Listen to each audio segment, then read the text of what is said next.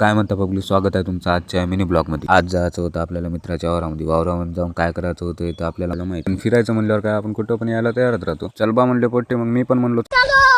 तिथे गेल्याबरोबर रस्ता गाड्याच्या साईडला लावला। सॉरी गाड्या रस्त्याच्या साईडला लावल्या आणि निघले आपापले हत्यार घेऊन युद्धावर। मी आजवर दिली एक तलवार। तलवारीचं वजन बघलं तर मी आवाज नाव नाही जास्त दिसू लागलं, तरी बी ताकद लावून कशी तरी उचललो आणि निघलो। तिथे गेल्या गेल्या आमच्यावर केला हमला। समोरच्याची ताकद एवढी होती की हमारे माणूसने साईडला सरकणे मी भलाई सोच, पण आपल्या भावाला एका पटलं नव्हतं। घेतली तलवार हातामध्ये आणि रट्ट्यावर रट्टे देऊन बदला पूर्ण केला। आपलं बुडातून आणि वडत घेऊन गेले। हे सगळं झाल्यावर चला म्हणलं दुसरे माणसं कशी युद्ध करायला हे बघून येऊ। आमच्या छोट्या डॉनला एवढ्या कामासाठी दिवसाची रात होऊ लागली तरी आमच्या डॉनला बंदा मारायला तयारच नाही। हे सगळं बघून मला याच्यावर रेम आला। मी म्हणलो द्या बा तलवार, मी पण तुम्हाला युद्ध लढू लागतो। तलवारीचं वजन होतं खूप, पण तुमच्या भावानं काय हार नाही मानली। पहिल्याच वारामध्ये कळलं की हे आपल्याला काय होणार नाही, पण मेहनतनं साथ दिली, भावानं कुऱ्हाड दिली आणि झाड तोडण्यामध्ये सक्सेस झालो। मग भावाला म्हणलो मी तोडलो तू ओढून घे, पण भाऊ कोणत्या नशामध्ये होता की भाऊ नागिन डान्स करतच ओढून राहिला होता। काय आपण युद्ध जितले बसून थोडं युद्धाची चर्चा करूच लागले होते। आपल्या मिशनचं नाव होतं मिशन बोराचं झाड। चर्चा करूच लागले होते की आपल्या भावाला आठवण आलं बैलासाठी चारा घ्यायचा। मग काय भाऊ चारा कापू लागला, आपले माणसं इकडे गममध्ये येऊन कुऱ्हाडीने दगड फोडू लागले। मग गवत कापलं, बांधलं त्याचं गटुडा आणि निघले। तर चला मग भेटू पुढच्या ब्लॉग मध्ये। व्हिडिओ आवडल्यास लाईक करा, फॉलो करा, जमलं तर शेअर करा।